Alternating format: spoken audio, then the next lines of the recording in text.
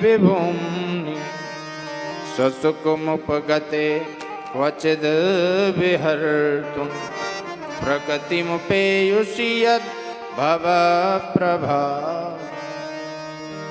बोले गोविंद, मैंने संसार में देखा कि सबसे बड़ा दान होता है कन्यादान। सब दानियों में सबसे दान क्या होता है? कन्यादान। क्योंकि कन्या बहुमूल्य अमूल्य वस्तु होती है। कन्या से कोई मूल्य नहीं हो सकता।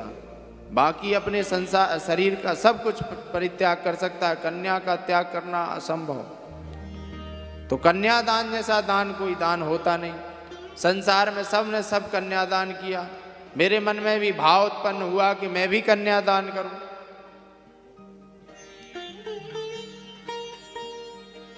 और बिना कन्यादान करे मर जाऊंगा तो मेरे मन में लगी रहेगी कि कन्या का विवाह नहीं हुआ।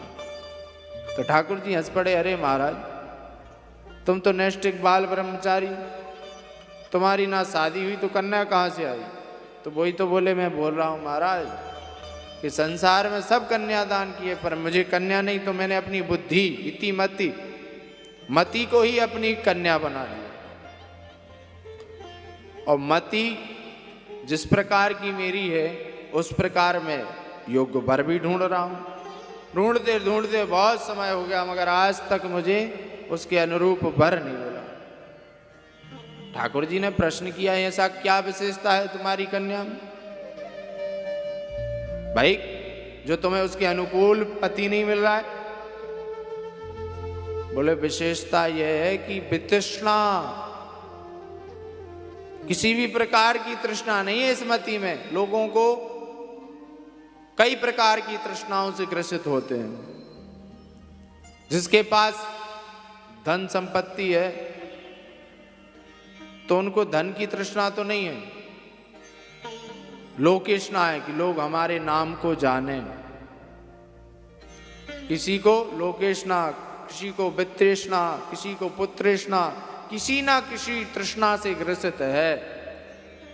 लोग तो अपना धन संपत्ति सब छोड़कर आ जाते हैं, फिर भी मन में कहीं ना कहीं लोकेष्णा रहते हैं। महात्मा बन जाते हैं, कोई कुछ बोल पड़े तो ऐसा वैसा मत सोचना, जज की कुर्सी को लात मार के आया। तो कहीं ना कहीं कोने में वो लोकेष्णा छुपी हुई है कि लोग मुझे जाने। किसी को पुत्रेष्णा है, सब कुछ है मगर पुत्र में तृष्णा लगी हुई है। घर परिवार में बच्चे चाह रहे हैं कि माँ बाप यहाँ से भाग जाएं और माँ बाप जबरदस्ती बैठे पड़े हैं पुत्र की तृष्णा में, पुत्र के मोह में। और किसी को वित्तृष्णा, धन की तृष्णा लगी है। आए कैसे भी आए, कहीं से भी आए, आना चाहिए, चाहे वो पाप की कमाई हो चाहे वो कैसी ही कमाई हो, केवल धन आना चाहिए। तो हर व्यक्ति किसी ना किसी तृष्णा से ग्रसित है। मगर वितृष्णा, मेरे यहां कोई तृष्णा नहीं। हनुमान जी महाराज के पास भी तृष्णाएं आई। जब हनुमान जी भगवान के कहने पर माता सीता का पता लगाने के लिए गए तो लोगों ने खूब उनके बल को बढ़ाया। तो आगे जाकर के मूर्तिमंत सुमेरु पर्वत आके खड़ा हो गया कि आपने हमारे पास विश्राम कर लो। कई लोग होते ना कि हम सोने से हाथ ही नहीं लगाते, कहते हैं ना कि हम तो लगाते ही नहीं। तो उनको इस बात का भी कहीं ना कहीं अभिमान है कि हमने तो आज तक धन को हाथ ही नहीं लगाया। मगर हनुमान जी ने ऐसा नहीं किया। उन्होंने कहा, हनुमान ते ही परसा कपि मुनि कीन प्रणाम, राम काज कीने बिना मोहि कहा विश्राम।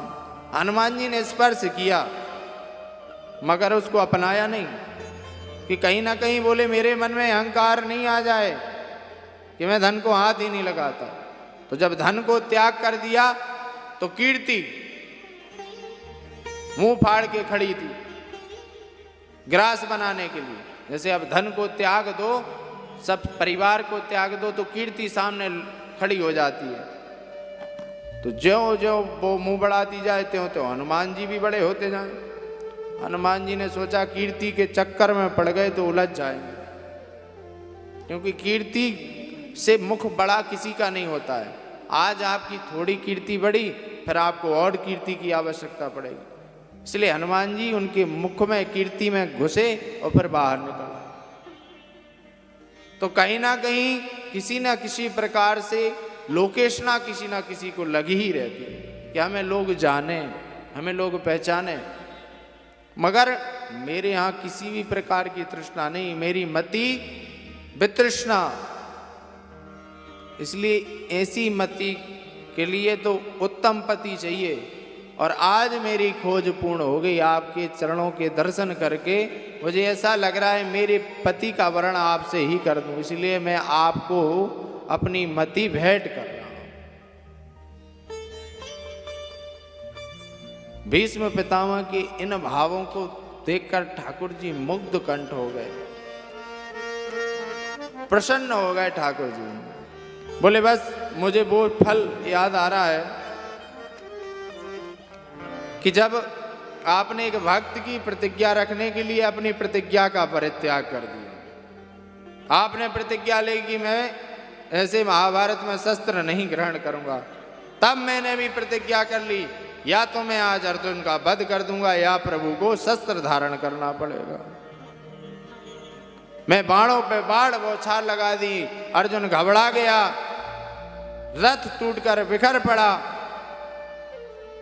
लगा कि आज बाबा अर्जुन को मार ही देंगे, तो रथ के पहिए को उठाकर जैसे सुदर्शन चक्र की भांति मारने के लिए दौड़े, तो मैंने भी अपने धनुष बाण छोड़ दिए।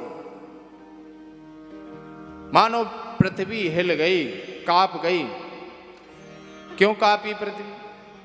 पृथ्वी शायद ठाकुर जी को याद दिलाना चाहती थी कि आप प्रतिज्ञा करना कि भूल तो नहीं जाते हो। एक आपने प्रतिज्ञा की कि मैं शस्त्र ग्रहण नहीं करूंगा और आपने शस्त्र ग्रहण कर लिए। तो आपने ये भी मेरे सामने प्रतिज्ञा की कि मैं पृथ्वी तेरे भार को उतारने जरूर आऊंगा। कहीं मेरी प्रतिज्ञा तो बहुत दिन किए हो गए, वो और ना भूल गए, उसे याद दिलाने के लिए कांप उठी। तो भगवान का पीतांबर पटका, जमीन पर गिरा। मानो पृथ्वी को बताया कि तो भक्त की प्रतिज्ञा की लाज रखने के लिए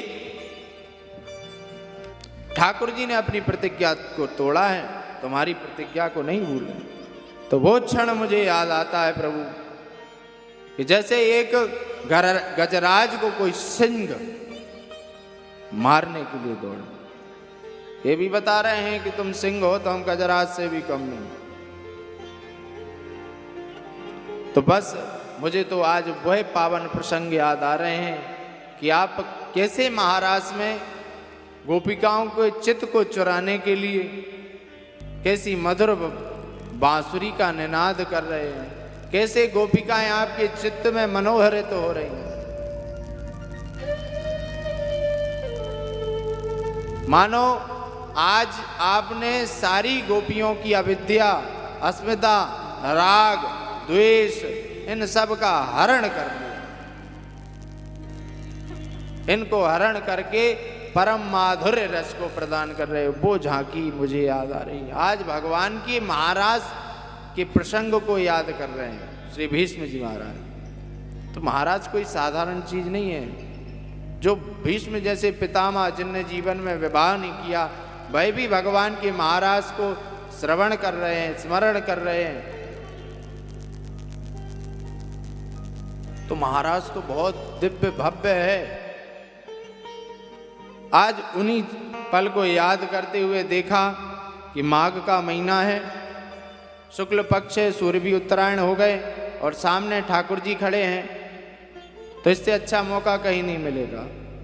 गोविंद की प्रार्थना की और गोविंद के चरणों में विलीन हो गए कि देहांत काले तुम सामने हो, मुरली बजाते मन को लुभाते। देहांत काले तुम सामने हो, मुरली बजाते मन को लुभाते। देहांत काले तुम सामने हो, मुरली बजाते मन को लुभाते।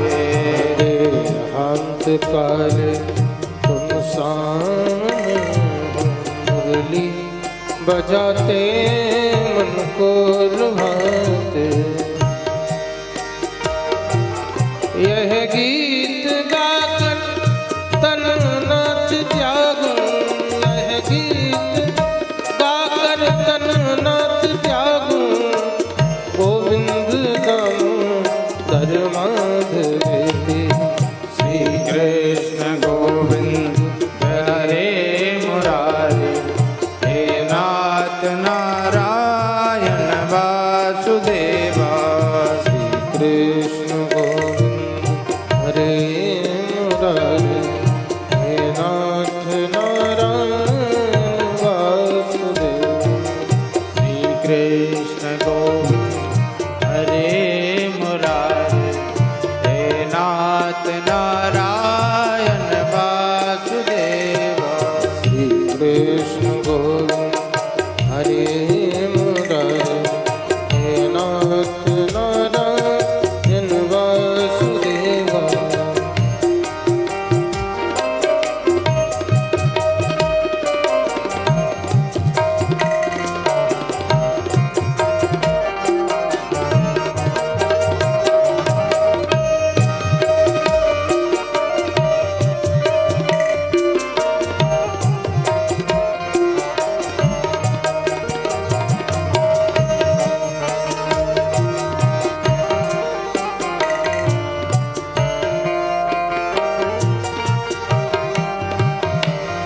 हे गोविंद मेरी यह प्रार्थना है, भूलूं नहीं नाम कभी तुम्हारा।